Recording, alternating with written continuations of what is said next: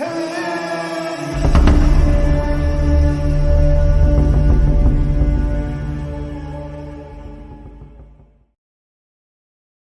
brisa da tarde, morna e preguiçosa, acariciava os poucos fios de cabelo branco que ainda coroavam a cabeça de Arthur, enquanto ele se afundava um pouco mais no banco desconfortável da praça. Aos 66 anos, sentia o peso de cada dia vivido, de cada escolha feita, como se carregasse uma mochila invisível cheia de pedras. Havia uma melancolia em seus olhos castanhos, outrora vibrantes e cheios de malícia, agora turvados pela poeira do tempo e do arrependimento. Paradoxalmente, um leve, quase imperceptível, traço de alívio pairava em seus lábios finos, como se o simples ato de estar ali, naquele lugar anônimo, fosse uma pequena vitória. Ao seu lado, uma senhora de porte elegante, protegida do sol por um chapéu de abas largas, esfarelava um pedaço de pão, distribuindo-o com gestos graciosos para os pardais esfomeados que chilreavam a seus pés. Ela o observou de soslaio por um instante, notando a aura de tristeza resignada que o envolvia. Arthur pigarreou, a voz um pouco rouca pelo desuso. "Bom dia, senhora. Belo dia para alimentar os pássaros." Ela ergueu o olhar e seus olhos, de um azul surpreendentemente límpido, encontraram os dele. Um sorriso discreto aflorou em seu rosto. "Bom dia. Sim, eles parecem apreciar." Sua voz era calma, melodiosa. Ela fez uma pausa, a intuição feminina captando algo mais sob a superfície da saudação casual. "O senhor parece pensativo. Está tudo bem?" Arthur considerou mentir, oferecer uma banalidade qualquer, mas havia algo na serenidade daquela mulher, na paz que emanava dela e da cena bucólica que o desarmou. Ele suspirou, o som carregado de uma exaustão que ia além do cansaço físico. "Sim, estou bem, na medida do possível, mas, para ser honesto, minha alma está pesada. Sinto uma necessidade imensa de desabafar. Contar minha história a alguém antes que ela se perca comigo." A senhora voltou a atenção para os pássaros por um momento pensativa. Então, com uma simplicidade que o surpreendeu, ela disse: "Bom, não sei se sirvo para lhe ouvir com a sabedoria que talvez precise, mas gosto de vir aqui alimentar os passarinhos, e eles não se importam em compartilhar o espaço. E você está com sorte, pois tenho tempo. Então pode desabafar comigo se quiser. Meu nome é..." Ela hesitou por uma fração de segundo. "Pode me chamar de Esperança." Arthur sentiu um nó se formar em sua garganta. Esperança. Que nome peculiar, ou talvez um pseudônimo gentil para uma estranha. Ele engoliu em seco, a gratidão inundando seu peito cansado. "Obrigado, Esperança. É muita gentileza sua. Meu nome é Arthur. E minha história, bem, é longa e um tanto sinuosa. Começa há muito, muito tempo, quando eu era um homem completamente diferente da figura curvada que vê hoje." Ele fez uma pausa, reunindo os fragmentos de memória, as cores vibrantes de um passado que agora parecia pertencer a outra pessoa. "Arthur", começou ele, a voz ganhando um pouco mais de firmeza ao mergulhar nas águas do passado. "Sempre foi uma criatura do sol, da noite, do prazer imediato. A vida, para mim, era um banquete interminável, e eu me servia com ambas as mãos, sem pensar no amanhã, muito menos nas consequências. Festas que emendavam o dia na noite e a noite no dia, o borbulhar do champanhe ecoando risadas fáceis, o perfume de mulheres bonitas e fugazes, a adrenalina das noites adentro, embaladas por músicas contagiantes e a sensação de invencibilidade que só a juventude e o dinheiro podem proporcionar. Responsabilidade era uma palavra que eu mantinha a uma distância segura, como uma doença contagiosa. Diversão era meu único norte, meu mantra, meu Deus. E dinheiro. O dinheiro nunca foi problema. Meus pais, Deus os tenha, me amavam de uma forma protetora demais. Pavimentaram meu caminho com tanto conforto e isenção de deveres que eu flutuava pela vida, um balão colorido sem amarras. Ele recordava o brilho dos salões, o tilintar dos copos, o cheiro de liberdade irrestrita. Seus pais, comerciantes prósperos, nunca lhe negaram nada. Queriam para o filho único a felicidade que, para eles, se traduzia em ausência de preocupações. Mal sabiam que estavam, na verdade, a adiar o inevitável encontro de Arthur com a realidade. Nos estudos, eu era a personificação da mediocridade, notas que arranhavam o suficiente para passar, um esforço mínimo apenas para evitar o transtorno da reprovação. Mas quem se importava? Eu tinha um dom, uma alegria que irradiava e contagiava. Onde quer que Arthur chegasse, a atmosfera mudava. O riso ficava mais fácil, as conversas mais leves. E, claro, havia a aparência. Modéstia à parte, esperança. Eu era o que chamavam de um bom partido. Alto, um sorriso que diziam desarmava, e uma educação superficial que mascarava a profundidade da minha superficialidade. As moças, bem, elas notavam, e eu aproveitava cada olhar, cada flerte, cada conquista efêmera. Ele parou, um leve rubor subindo-lhe ao rosto enrugado, não de vergonha, mas da lembrança vívida daquele poder, daquela atenção. Mas havia um porém, um grande porém. Apesar de todas essas qualidades, desses talentos para a sociabilidade, eu não era um amigo de verdade. Não no sentido de se importar genuinamente, de estar lá nos momentos difíceis. Meus relacionamentos eram como minhas noites, intensos, passageiros e, no fundo, vazios. Eu não levava nada a sério por muito tempo. Um coração nômade, incapaz de fincar raízes. Era assim que eu vivia, que eu era. Até ela, até Beatriz. O nome dela saiu como um suspiro, uma melodia há muito esquecida que ainda encontrava eco em sua alma. Beatriz, ela era como um farol em meio à minha névoa de excessos. Eu a conheci em uma dessas festas intermináveis, um evento beneficente onde minha presença era mais decorativa do que qualquer outra coisa. Ela não pertencia àquele mundo, não realmente. Havia uma luz própria nela, uma pureza que contrastava com o brilho artificial ao nosso redor. Foi, como dizem os poetas, paixão à primeira vista. Um clichê, eu sei, mas verdadeiro. Meu coração, aquele órgão cínico e entorpecido, deu um salto no peito que me assustou. E ela... Beatriz ficou encantada, ou assim pareceu. Talvez pelo meu verniz de homem do mundo, pela minha conversa fácil. Caímos um nos braços do outro com a urgência de quem encontra um oásis após uma longa travessia no deserto. Jamais imaginei que algo assim pudesse acontecer comigo, o eterno solteirão convicto. Em semanas estávamos namorando. O mundo, ou pelo menos o nosso pequeno universo social, ficou em choque. Arthur, o indomável, aparentemente domado. Lembro-me dos cochichos, dos olhares surpresos, e por um tempo acreditei que tinha mudado, que o amor de Beatriz era a âncora que minha vida errante precisava. Todos nos elogiavam, o casal perfeito, diziam. Mas os amigos dela, especialmente um casal, Carlos e Diana, eram mais céticos. Eles conheciam minha fama, meu histórico.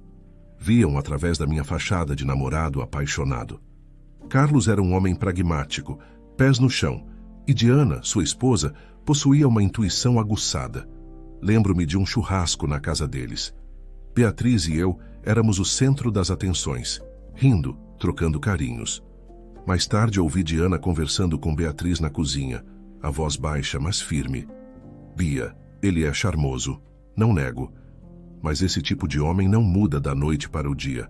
A vida que ele leva é uma segunda pele. Tenha cuidado, amiga. Beatriz, cega pela paixão, apenas sorriu e respondeu com aquela confiança inabalável dos amantes. Ele mudou, Di. Nosso amor o mudou. Ele não é mais o mesmo. Ela acreditava nisso com cada fibra do seu ser. Tinha certeza de que seríamos para sempre. E eu? Eu queria acreditar também. Por um tempo, até me esforcei. Beatriz era tudo o que um homem sensato desejaria. Esforçada, terminando a faculdade de arquitetura com notas brilhantes. Inteligente, com uma conversa que ia além das futilidades que me cercavam. Fiel, com um coração de ouro. Ela era o porto seguro. E, surpreendentemente, ela parecia genuinamente gostar do meu lado festivo, da minha energia. Talvez ela visse em mim a leveza que lhe faltava, a faísca de caos que tornava a vida menos previsível. Ou talvez fosse apenas a ingenuidade da juventude. A voz de Arthur falhou por um instante. Ele engoliu em seco, os olhos fixos nos pardais que agora ciscavam tranquilamente. Então completamos 1 ano de namoro. Lembro-me como se fosse hoje. Estávamos em meu apartamento uma noite chuvosa. Beatriz preparou o nosso jantar favorito. Havia um brilho diferente em seus olhos, uma mistura de excitação e nervosismo. Depois de comermos, ela segurou minhas mãos, o sorriso tão largo que iluminava seu rosto. Arthur, meu amor, tenho uma surpresa. Meu coração acelerou. Pensei em joias, uma viagem, mas ela respirou fundo e disse: estou grávida. O mundo parou. Grávida. Uma criança. Minha criança. Uma onda de euforia me atingiu. Um filho. A ideia era grandiosa, mas logo em seguida, como uma sombra rápida, um calafrio percorreu minha espinha. Meu olhar deve ter vacilado porque ela perguntou, a voz subitamente ansiosa: está tudo bem, amor? Você não gostou? Forcei um sorriso, o mais convincente que pude. Claro que gostei, meu amor. É maravilhoso. Vou ser pai. Mas aquela pequena hesitação, aquele microsegundo de pânico, ficou entre nós, mesmo que ela tenha decidido ignorá-lo, imersa na felicidade da notícia. A notícia se espalhou como fogo em palha.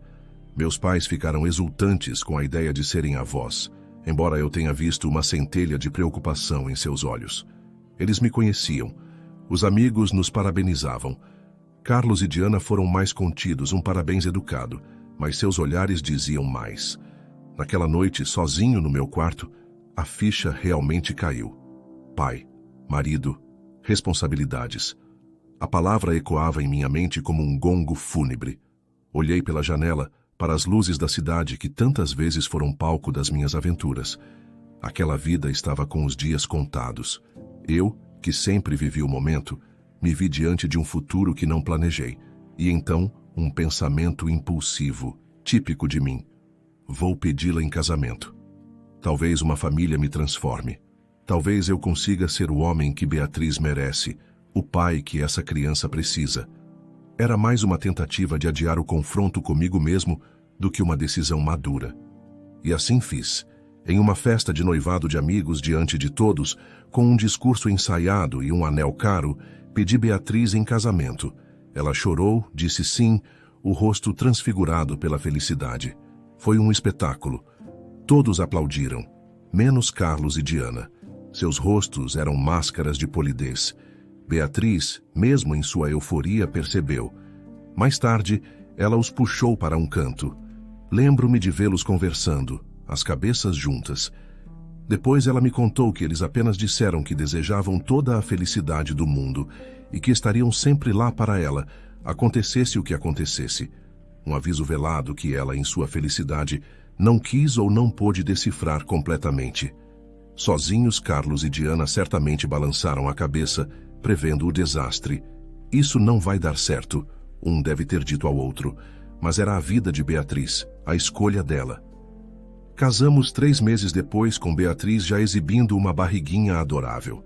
A festa foi suntuosa, como tudo que meus pais proporcionavam. Eu era o noivo feliz, sorridente, dançando com todos, brindando com os amigos. E, de fato, havia uma parte de mim que estava feliz. Feliz por Beatriz, feliz pela perspectiva do meu filho. Mas, nos raros momentos em que me encontrava sozinho, encostado em uma coluna, observando a multidão, a dúvida me corroía. Aquela sensação de estar em uma gaiola dourada, a vida de festas com os amigos, a liberdade de ir e vir, tudo aquilo parecia se esvair diante dos meus olhos. Ter uma família, eu sabia, mesmo que tentasse ignorar, exigia um tipo de entrega, de sacrifício, que eu não tinha certeza se possuía. A responsabilidade era um fardo pesado demais para os meus ombros acostumados à leveza da inconsequência. Arthur fez uma pausa mais longa, a respiração um pouco entrecortada. A senhora Esperança permanecia em silêncio, os olhos fixos nele, uma ouvinte paciente e atenta. O tempo, esse escultor implacável, seguiu seu curso. E então, Gabriel nasceu. Meu filho. Ah, esperança! Que dia! Quando o segurei nos braços pela primeira vez, tão pequeno, tão indefeso, senti uma onda de amor tão avassaladora que me deixou sem ar. Era puro, incondicional. Beatriz estava radiante. A maternidade lhe caíra como uma luva. Por um tempo, fui o pai mais feliz do mundo. Brincava com Gabriel, trocava fraldas desajeitadamente. Sentia meu coração derreter com cada sorriso desdentado.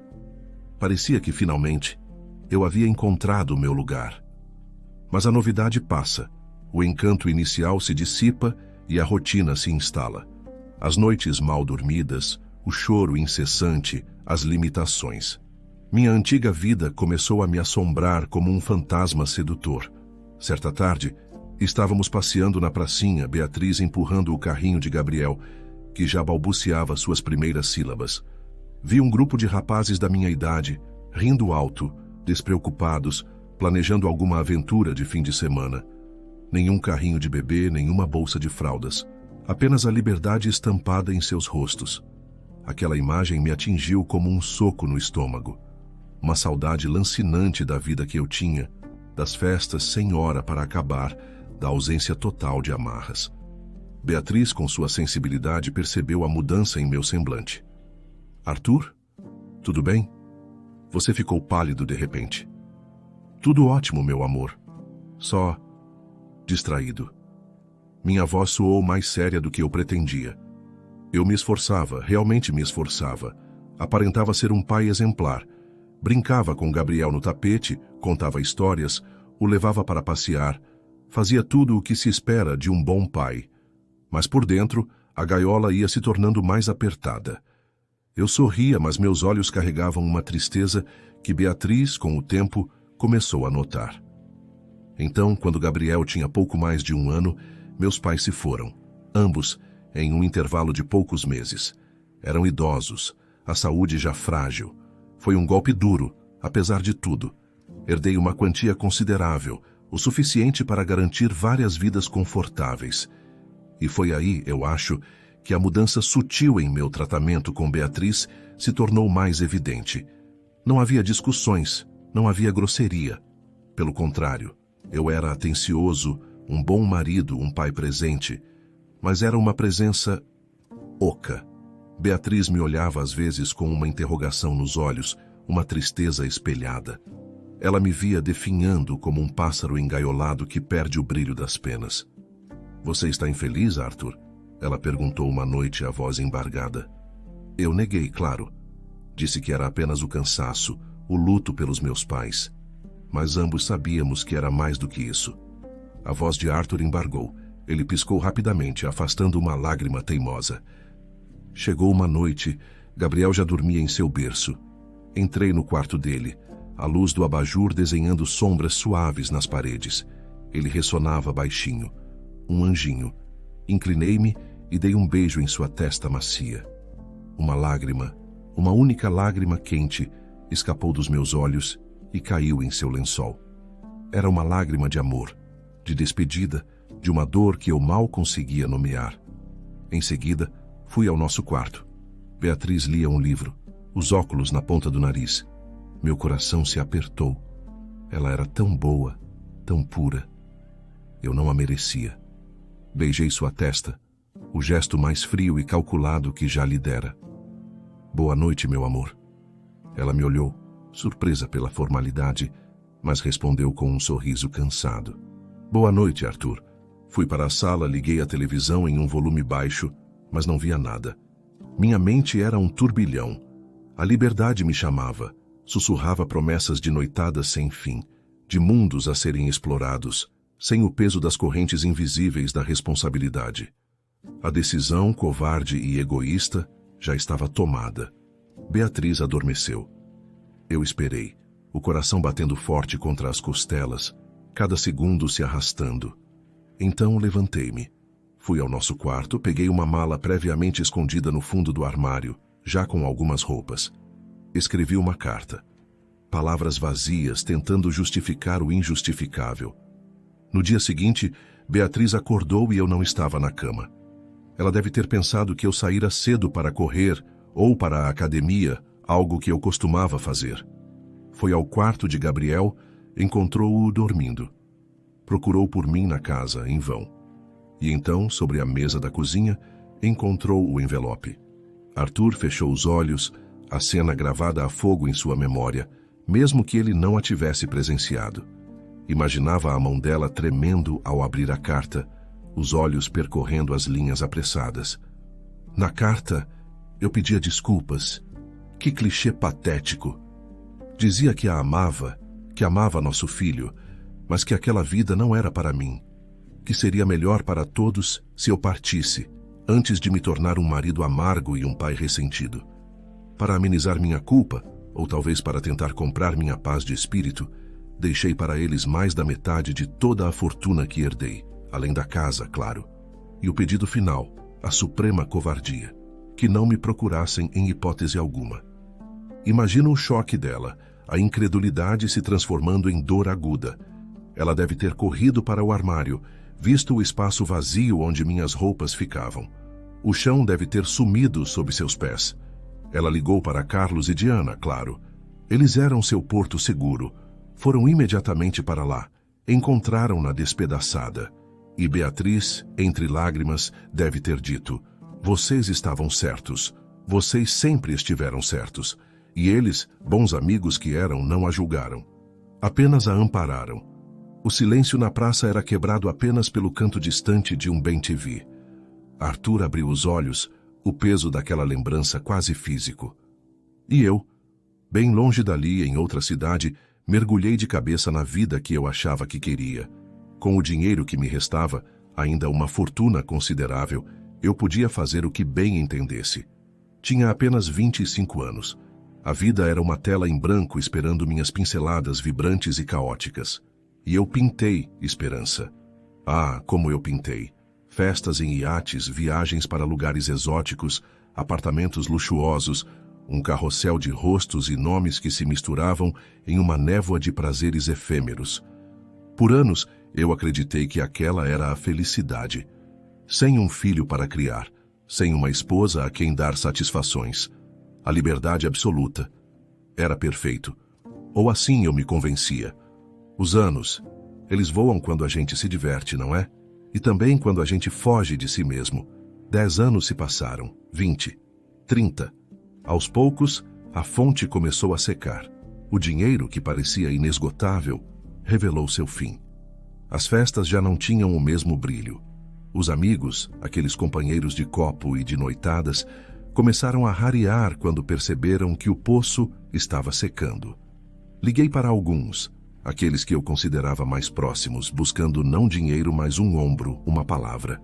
Silêncio. Chamadas não retornadas.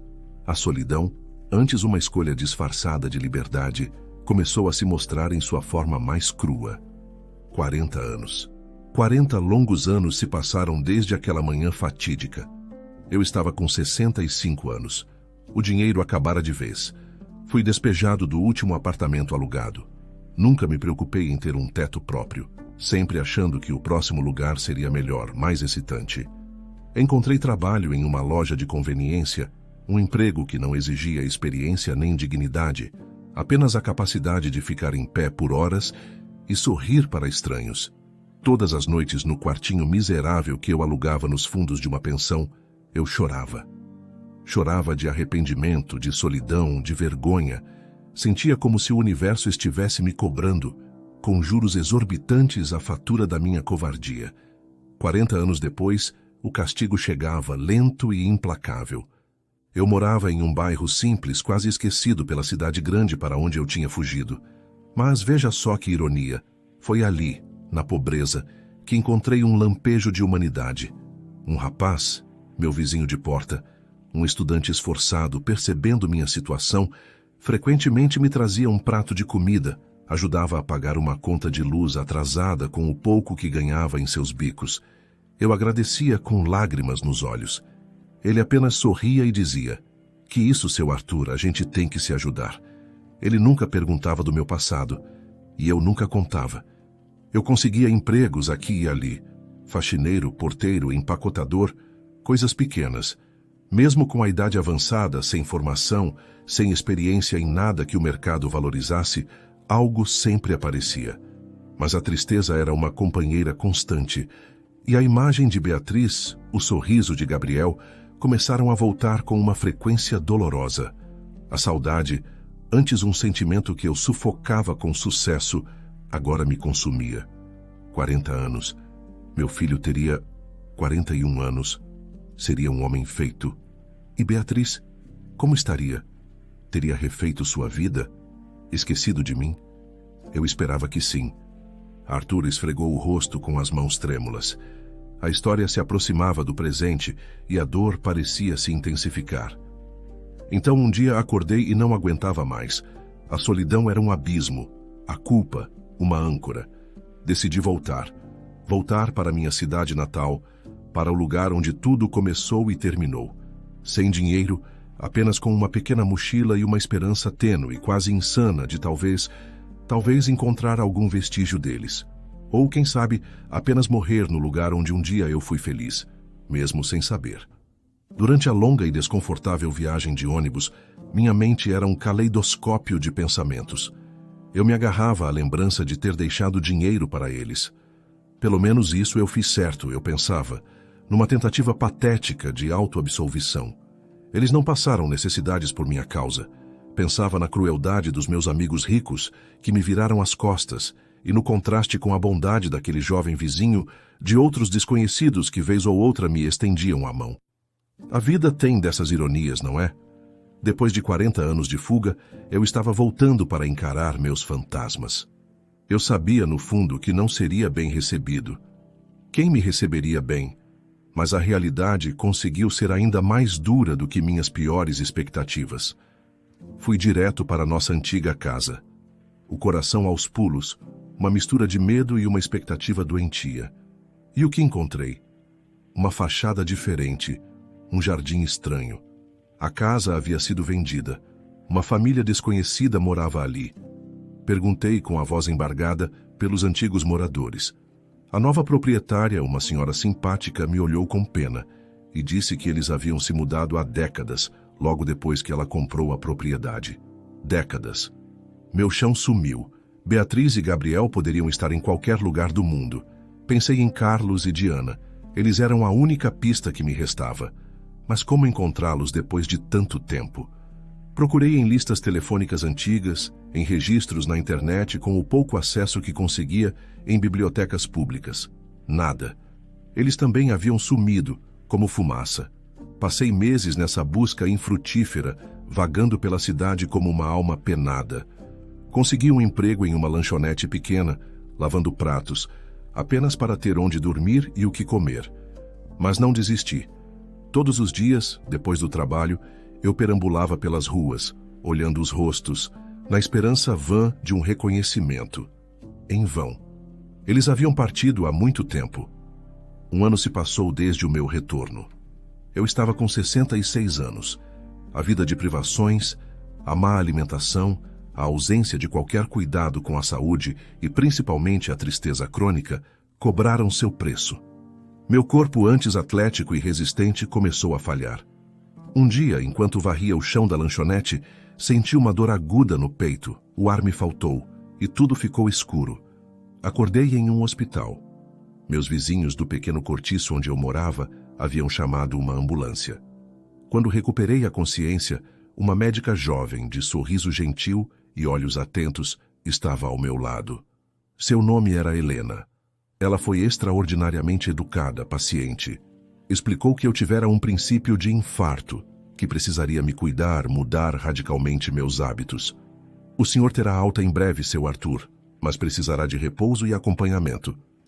Conversei muito com a doutora Helena nos dias que se seguiram. Ela tinha um jeito especial de ouvir, de fazer a gente se sentir importante. Quando ela falou sobre a necessidade de uma pausa no trabalho para me recuperar, o desespero me abateu.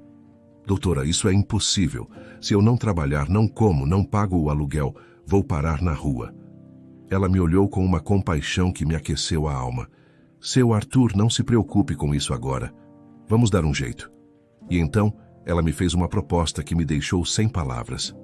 Doutora Helena, aquela mulher de grande coração com seus 35 anos, casada, com um filho pequeno, disse: meu marido e eu temos uma pequena casa de hóspedes nos fundos da nossa propriedade. Não a usamos para nada. O senhor poderia ficar lá, sem pagar aluguel, pelo tempo que precisar para se recuperar.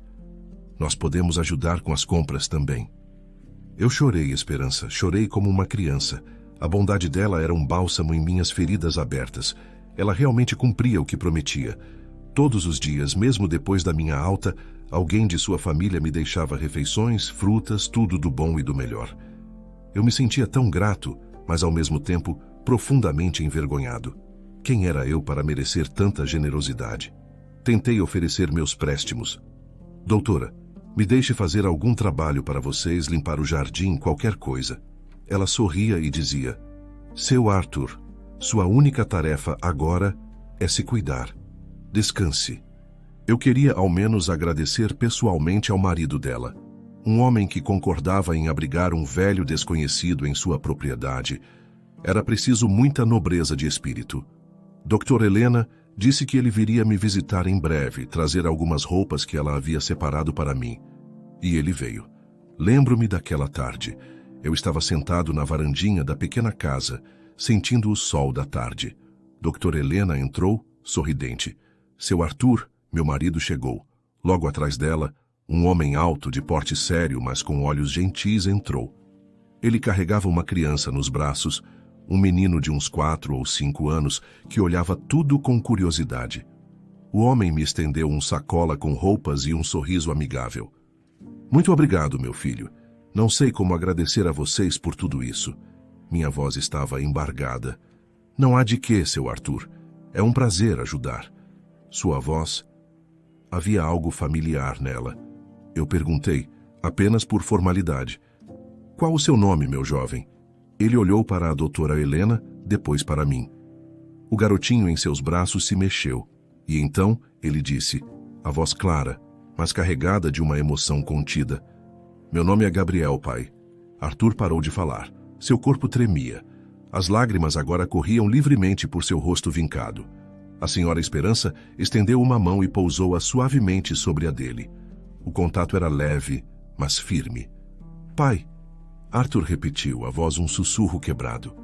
Meu Gabriel, ali, na minha frente.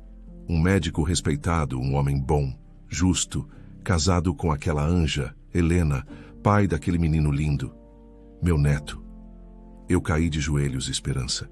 Ali mesmo na frente dele, da esposa do meu neto. A vergonha, o arrependimento, o amor, tudo me atingiu de uma vez. Eu soluçava, pedia perdão, palavras desconexas saindo da minha boca. Meu filho, com seus 43 anos, o filho que eu abandonei, me ajudando, me acolhendo. Gabriel apenas me levantou com gentileza. Seus olhos, não havia ódio neles. Talvez uma tristeza antiga, uma mágoa cicatrizada, mas não ódio. Ele disse, a voz calma: está tudo bem, pai. Não guardo mágoas. Eu sempre soube onde o senhor estava. Sempre soube? Como? Mais tarde, com calma, ele e Helena me contaram. Anos antes, quando Gabriel era um menino curioso, ele começou a perguntar por mim. E Beatriz? Ah, Beatriz. Que mulher extraordinária. Ela nunca me demonizou para ele. Explicava com uma serenidade que hoje me espanta que eu tive que ir embora, que aquele não era o meu lugar, mas que ele não deveria sentir raiva, pois nem ela sentia. Pelo contrário, Beatriz, em sua sabedoria, entendeu que minha partida, por mais dolorosa que tenha sido, talvez tenha sido o melhor. Melhor do que ficarmos juntos, eu infeliz, transformando nosso lar em um ambiente tóxico. Minha partida, de certa forma, deu a ela, a Gabriel e a mim mesmo, uma espécie de liberdade. Para muitos, eu sou um monstro, mas para eles, para minha família, eu fiz, mesmo que pelos motivos errados, uma escolha que no final permitiu que eles florescessem. Gabriel decidiu seguir medicina. Era o oposto de mim na juventude. responsável, focado, sabendo equilibrar estudo, trabalho e vida pessoal. Formou-se jovem, um médico brilhante. Mesmo com o dinheiro que eu havia deixado, Beatriz o administrou sabiamente investindo na educação de Gabriel. Ele trabalhou duro, construiu sua carreira tijolo por tijolo, até montar seu próprio hospital, uma clínica renomada na cidade. Mas ele carregava uma curiosidade, uma necessidade de conhecer o pai. Beatriz, sempre compreensiva, nunca o impediu. Sabia que esse dia chegaria. Com os recursos e a inteligência que tinha, não foi difícil para Gabriel me encontrar. Mas ele não se aproximou. Apenas observava, de longe. Viu minha derrocada financeira, minha solidão. E então, sutilmente, começou a intervir. Quando eu deixava currículos em empresas, Gabriel, com sua rede de contatos, pedia a amigos empresários que me dessem uma chance, um emprego qualquer. Por isso, mesmo velho e sem qualificações, eu sempre conseguia algo. Quando a comida faltava, ele anonimamente deixava cestas básicas com meus vizinhos, pedia a eles que me entregassem, inventando alguma história. Aquele jovem estudante que me ajudava tanto era amando de Gabriel. Ele pagava minhas contas atrasadas, garantia que eu tivesse um mínimo de dignidade, mesmo sem eu saber. Meu filho cuidava de mim, em segredo, por todos aqueles anos. Quando decidi voltar para minha cidade natal, Gabriel soube, e continuou sua vigília silenciosa, ajudando à distância. Ele preparou o terreno. Os vizinhos do cortiço foram discretamente orientados por um assistente social, contatado por Gabriel, a ficarem de olho em mim. E quando passei mal, a ambulância me levou diretamente para o hospital particular que, veja só, pertencia ao meu filho. Helena, minha nora, já estava avisada. Tudo orquestrado por ele para que nosso reencontro fosse o menos traumático possível para mim. Arthur respirou fundo, o relato chegando ao fim. O sol já descia no horizonte, pintando o céu com tons de laranja e violeta. Depois do nosso reencontro, perguntei por Beatriz, claro. Meu coração ansiava por notícias dela, por saber se ela estava bem, se ela poderia me perdoar. Gabriel apenas sorriu, um sorriso enigmático, e disse: "Uma coisa de cada vez, pai. Uma coisa de cada vez. E aqui estou eu, contando tudo isso para a senhora, desabafando o peso de uma vida inteira." Ele olhou para a senhora Esperança, os olhos suplicantes, esperando, não sabia bem o quê. Julgamento? Absolvição? A senhora permaneceu em silêncio por um momento, a brisa agitando suavemente a aba de seu chapéu. Então ela falou, a voz tão serena quanto o entardecer: "Arthur, sua história é, de fato, cheia de dor e arrependimento, mas também de reencontros e, quem sabe, de redenção. O passado não pode ser apagado, as escolhas não podem ser desfeitas. Mas o Senhor encontrou seu filho, e ele, em sua imensa generosidade, lhe estendeu a mão. Isso é um presente inestimável." Ela continuou, os olhos azuis fixos nos dele. "O senhor precisa se perdoar. Sim, o que fez no passado foi doloroso para todos, inclusive para si mesmo.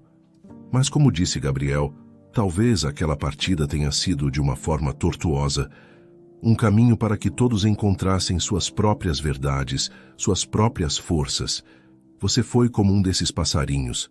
Ela apontou para as aves que agora se empoleiravam nas árvores, preparando-se para a noite, que voam para longe, seguindo um instinto, às vezes errando o rumo, mas que, eventualmente, encontram o caminho de volta para um lugar de pouso. Livre, mesmo que essa liberdade tenha custado caro. Um pequeno sorriso, o primeiro genuíno em muito tempo, brotou nos lábios de Arthur. As palavras dela eram como um bálsamo. "Obrigado, Esperança. Suas palavras são lindas e muito sábias. A senhora não me disse seu nome verdadeiro, disse?" A mulher sorriu, um sorriso que agora parecia conter um universo de emoções, ternura, uma pitada de tristeza antiga e uma imensa compreensão. Lentamente, ela levou as mãos ao chapéu e o retirou. O cabelo, agora prateado, emoldurava um rosto que o tempo havia sulcado com linhas finas, mas que não conseguira apagar a beleza serena, a doçura no olhar. Olhos azuis que ele conhecia tão bem, que haviam assombrado seus sonhos por 4 décadas. Arthur prendeu a respiração. O coração, velho e cansado, disparou em seu peito como um potro assustado. O mundo pareceu girar.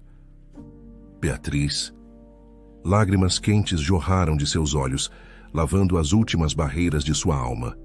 Era ela, sua Beatriz. Ali, ao seu lado, o tempo todo. Ele caiu de joelhos na grama, as mãos cobrindo o rosto, os soluços sacudindo seu corpo. Beatriz, me perdoa. Por favor, me perdoa. Ela se ajoelhou ao lado dele, a mão tocando seu ombro com uma leveza infinita. Arthur! Sua voz era um bálsamo, a mesma melodia que o embalara tantos anos atrás. Está tudo bem. Levante-se. Não há mais o que perdoar. Eu o perdoei há muito tempo. Não somos mais um casal, o tempo levou essa possibilidade. Mas podemos ser amigos, grandes amigos. Eu não guardo mágoas de você. E ensinei nosso filho a não guardar também. Gabriel armou tudo isso, sabia? Ele me disse que você estava de volta, que estava aqui, nesta praça, todos os dias. Ele queria que nos reencontrássemos assim, naturalmente. Arthur ergueu o rosto, os olhos inchados, mas agora brilhando com uma nova luz. Ele olhou para ela, para a mulher que ele havia abandonado, mas que, de alguma forma milagrosa, ainda estava ali, oferecendo-lhe não o amor romântico do passado, mas algo talvez ainda mais precioso, a paz da aceitação. De longe, sob a sombra de um flamboyant, um casal de idosos observava a cena com sorrisos discretos. Parece que ele mudou, afinal, disse Diana, a voz suave. Carlos, ao seu lado, segurou sua mão. Antes tarde do que nunca, meu amor. Antes tarde do que nunca. A praça mergulhava na penumbra da noite que chegava, mas para Arthur era como se o sol estivesse apenas começando a nascer.